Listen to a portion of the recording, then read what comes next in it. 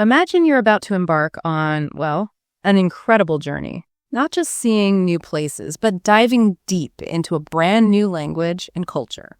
And today, that's exactly what we're exploring. We've got this fascinating personal travelogue, a journal titled An American Journey, English Through Experience. It really is fascinating, much more than just a travel diary, wouldn't you say? Oh, absolutely. What makes it unique is this deliberate mission the traveler had. It wasn't just sightseeing in the U.S. Right. It was about truly mastering English. Exactly. By throwing themselves right into the middle of everyday life across all these different American cities. So our mission today isn't just recounting a trip. It's about digging into what this traveler saw, what they learned, and really how they turned every single interaction into a language lesson. And we want to pull out those surprising bits, those practical gems that, could help anyone learning a language. Anywhere, really. Definitely. So where does this American journey begin? It kicks off with a bang, landing at JFK in New York City.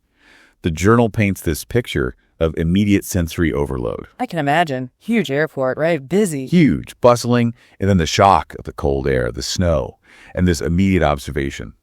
How fast New Yorkers walk.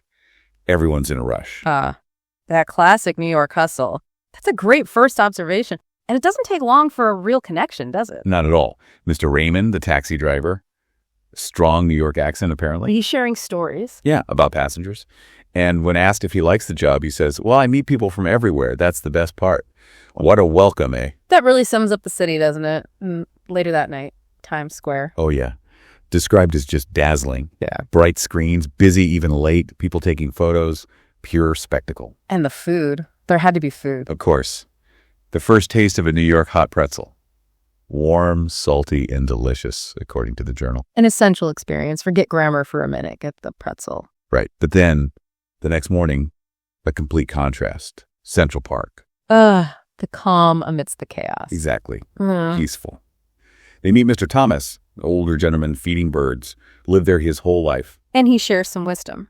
He does. Something really quite profound about the city. You can find anything you need here, and no matter who you are, there's a place for you. Wow. That's beautiful. And this seems like a key moment for the traveler, too. I think so. They immediately write about it in the journal, realizing how many stories live in every city waiting to be heard. And that's huge for a language learner, isn't it? It's not just words on a page. Precisely. It's that aha moment. Language is context. Those real-life chats. They're not just practice. They're the key to understanding the why behind the what's. It shows that commitment early on, doesn't it? To really engage, not just memorize. Definitely. So after New York, the traveler heads south to Washington, D.C. Initially, it's about the big sites. Yeah, the White House, the museums, the usual suspects. But the real learning comes from something unexpected. An act of kindness. Yep. At the National Mall, they meet Mrs. Carter, a teacher. She sees they're alone, invites them to walk along with her students. That's lovely. And what happens? Just natural conversation, talking about schools in the U.S. versus back home, laughing about differences in, food, school uniforms. You see, that's it right there. That authentic learning. The takeaway for you listening has to be, don't just watch, participate. Exactly. Those unplanned moments are often the richest classrooms. You get cultural insights, linguistic nuances, stuff you just don't find in books. Okay, so from the monuments of D.C., where to next? A shift in scale. Small town Virginia, staying with friends, Daniel and Emily. A different vibe entirely. More relaxed. Definitely. The journal describes real warmth, hospitality, a beautiful garden, Emily's homemade biscuits, fresh coffee. Sounds lovely. And this is where the everyday language starts to click. That's right. Picking up those simple, common phrases. Things like, hang in there, no worries, how's it going? The stuff people actually say. Exactly. And noticing that American tendency for, light, friendly chat, even with strangers. It's about soaking up that daily rhythm. And it went deeper than just chatting, didn't it? There was volunteering. Yeah, at a local community center, packing food boxes for families. Yeah. Met a guy named Eric there. And he said something powerful. He did. If we all do a little win, the world gets better for everyone. Think about that, the deep cultural value learned right alongside the language needed to discuss it. That's a brilliant point. Language is lived. Getting involved in the community, even small ways, unlocks so much more than just grammar. Couldn't agree more. So after soaking up that small town warmth, the journey takes another turn towards Chicago. Okay, the Windy City, how did that compare? Well, it felt different again. Tall, modern buildings like New York, sure, but the journal notes fresher air, maybe more relaxed people than NYC or DC. Interesting. And the big tourist thing, Willis Tower. Oh, yeah. The view from the 103rd floor. They met someone working there, Sarah, who said she loved making visitors feel small and connected to something bigger. That's a nice way to put it. Does she share any Chicago lore? She did. Talked about the city's spirit, rebuilding after the Great Fire, that sense of pride in their strength, their teamwork. Connecting the landmark to the city's story. And pizza. Please tell me there was pizza. You know it. Chicago deep dish. Thick with cheese and tomato sauce. A whole experience. Naturally. And they shared it with someone. Yes, Michael, a local teacher. And he dropped another nugget of wisdom. Which was? Simply that practicing speaking with friends is one of the best methods. Simple, but true. It often is, isn't it? Informal practice builds fluency fast. For sure. Yeah.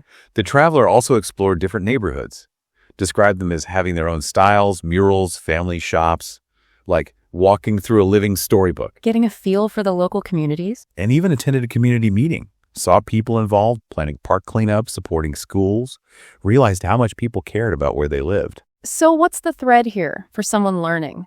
It's this link between the city's vibe, its community, and the language. I think so. It's about seeing the city not just as sights, but as a living entity. Every city tells a story, right? And the language is your way in. The more you engage, the faster you read it. Makes sense. Okay, from modern Chicago to historic Boston, how did that shift impact the learning? Boston was a surprise, apparently. All the old brick, the stone buildings, narrow streets, felt like stepping back in time. Very different from Chicago. And the Freedom Trail. Walked it. Listened to the audio guide about the revolution. What a way to combine history and listening practice. Absolutely immersive. Did they talk to anyone there? Met James, a tour guide near Boston Common. He actually said talking to visitors all the time helped him become more confident and speak clearly. Interesting. Learning goes both ways. And did the traveler take a leap themselves? They did, a big one. Joined a local English practice group at the library. Met Anna there. And Anna gave some crucial advice. A golden rule, really. Don't be afraid to make mistakes. That is how we learn. Oh, that's the toughest hurdle for so many learners, letting go of that fear. It really is. And then a visit to Harvard. Met Mark, a computer science student. And how did she practice English? Podcasts, books, speaking with friends. His specific tip: watch the news in English every day. Good practical advice, mixing up the methods and the local food. Clam chowder, described as warm and tasty. Of course. So Boston seems to highlight how history, direct practice, and even media consumption all feed into the learning process. Yeah, history isn't static. It's a living language lab. Engaging with it, practicing actively, using specific resources, it all adds up. Next up, a complete change of scenery again. Lancaster, Pennsylvania. Rural serenity. Talk about contrast. Green fields, small houses, quiet, a world away from the big cities. Stayed at a guest house run by Mr. and Mrs. Parker, overlooking a garden. Sounds peaceful. Did they find language lessons there too? Oh, yes. Met Thomas, a retired farmer. His advice was simple. Talking to locals will help you get better quickly. And he was helpful. Very. Spoke slowly, patiently. Shared stories about his life. The traveler picked up farm words like harvest, barn, tractor. Real practical vocabulary. And then there was a bakery. Emily's Bakery. Tried the raisin bread. And Emily's advice was another gem. Small but powerful. What was it? Write one sentence every day about what you learned. Even one sentence can make a big difference. Consistency over quantity. That's such a practical tip for any learner. It really is. They also visited a honey farm with David and Rachel. Learned words like hive, nectar. Hands-on learning. Exactly. And Rachel shared an insight from working with nature. It taught her to be patient and calm. Another life lesson intertwined with language. It's amazing how often the best advice comes from everyday people, not just teachers. So true. The takeaway from Lancaster feels like it's about patience, consistency. Language growth isn't always big jumps. It's built brick by patient brick, as someone says later. Clear communication, small daily efforts, getting niche vocabulary from real experiences. That's progress. Okay, so after all these diverse experiences, our traveler circles back to New York City. But this time, it's different, right? Absolutely. It's not about first impressions anymore. It's about consolidation. Hitting those busy streets again, but now with a more practiced ear, a new level of confidence. So what changes? What do they notice this time? Well, in Central Park again, they meet another taxi driver, Robert. His advice: Walk as much as you can. You see more interesting things on foot. Good advice for any city. And he also mentioned listening carefully because New York is just full of different accents. Then, on the ferry to the Statue of Liberty. Another chance encounter. Yep, Susan from England. She learned English just by listening to people on the street, in shops, cafes. Her point was key for NYC. People speak very fast, so it is important to practice listening every day. She suggested news and podcasts. Adapting to the speed, that's a big step. And Times Square again. This time, they specifically noticed the street sellers. How clear their English is, but also how quick. It's active observation now, not just overwhelm. And the public library plays a role. Definitely. Reading short stories, actively writing down new words, and crucially, trying to use them in sentences right away. Putting it into practice immediately. And they meet John, an English teacher there. His advice echoes others. Try to speak with people as much as possible. Even if you make mistakes, it is important to keep trying. He also suggested keeping a diary. So this second New York visit really shows that evolution, doesn't it? From observer to active participant. Exactly. It's about embracing the challenge, adapting to the pace, and consistently working all 4 skills: reading, writing, listening, speaking. Every single day. Okay, then back to Washington, D.C. for a second look. This time focusing on deepening knowledge. Precisely. Visiting the Lincoln Memorial again, but this time noting how the tour guide, Michael, spoke slowly and clearly. And he reinforced that idea. Practicing listening in real places helps people learn faster. Context matters. And museums become learning labs too. Right. At the Smithsonian National Air and Space Museum, they meet Anna, a university student. Her tip: watch English documentaries, listen to podcasts. And she mentioned something useful. Watching videos with subtitles helps her understand difficult words. Subtitles can be a great tool. And they explored government too. Toured the U.S. Capitol building. This time, actively asking questions about history, about how the government works, engaging with complex topics. And using resources independently. Yep. The Library of Congress for easy English books. Listening to local Washington radio for news and stories. Even practicing pronunciation along with it. Plus, the support system still helps. Friends Robert and Emily were still there, explaining tricky words, talking about American customs like Thanksgiving. So the insight here is about tying language to genuine curiosity, right? Learning about history, science, government. It enriches vocabulary beyond just daily chat. Absolutely. And the power of active questioning using local media. It's deep immersion. Boston Revisited sounds like it became a real cultural deep dive. It did. Retracing the Freedom Trail, visiting the Paul Revere House, but now really absorbing the clear explanations from the guides. The listening skills have clearly improved. And more active practice. Definitely. Back to the Boston Public Library, borrowing books specifically for English learners this time. And importantly, joining a free English conversation group, just talking about everyday life, real interaction. Taking it beyond just listening and reading. And at Harvard again, meeting Michael, a student from England.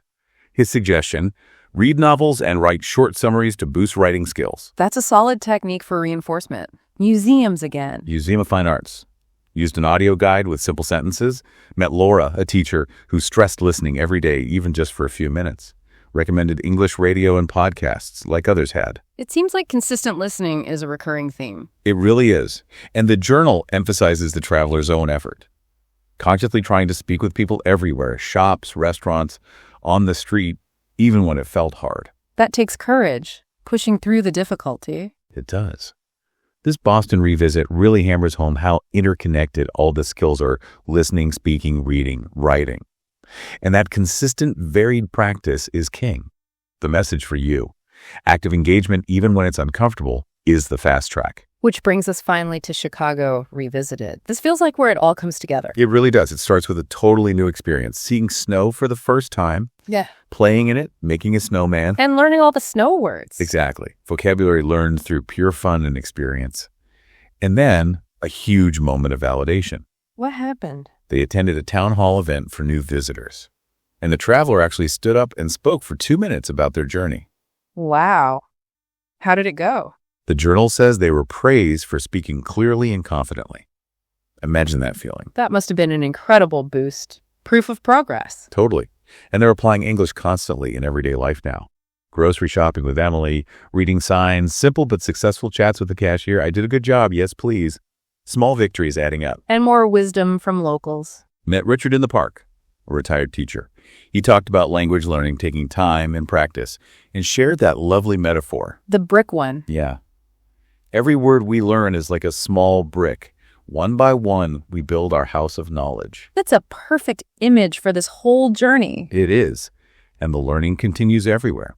Helping Emily cook, learning kitchen words like cutting board, frying pan, talking about food from different countries. Integrating language into every activity. Attending James's beginner English group again at the library. Practicing talking about the past. Getting corrections, still actively seeking structured learning too.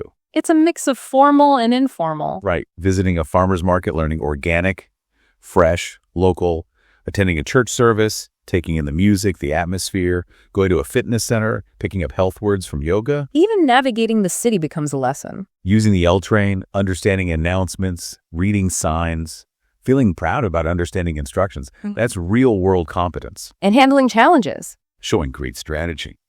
Taking photos of confusing signs or ads to look up later. Understanding it's okay to ask for help or grab a dictionary. No shame in that. Learning how to learn, really. And picking up idioms like break the ice. Plus, grasping the cultural importance of politeness. Please, thank you, excuse me. So this final Chicago section feels like a microcosm of the whole process. Integrating everything, building confidence, tackling problems, truly living in English. Exactly. Moving from just studying the language to actually using it as a tool to navigate and participate in life.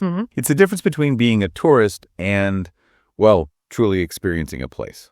So wrapping this all up, what's the big picture for you, our listener? This journey wasn't just tourism. It was a masterclass in language acquisition through immersion. It really was. It wasn't about the famous landmarks so much as the people met along the way, the everyday chats, the consistent, conscious effort across all skills. The core insight seems to be mastery comes from doing, not just studying. Right. Immerse yourself, connect with people. Don't fear mistakes, see them as steps. That daily practice, that active engagement, that's your real textbook. Absolutely. And that brings us to our final thought for you to take away. What story is waiting for you to uncover, maybe in your own neighborhood or somewhere you dream of going? And how can you start building your own house of knowledge, brick by brick, by listening, speaking, reading, writing, just a little bit every single day? What's your first small step going to be?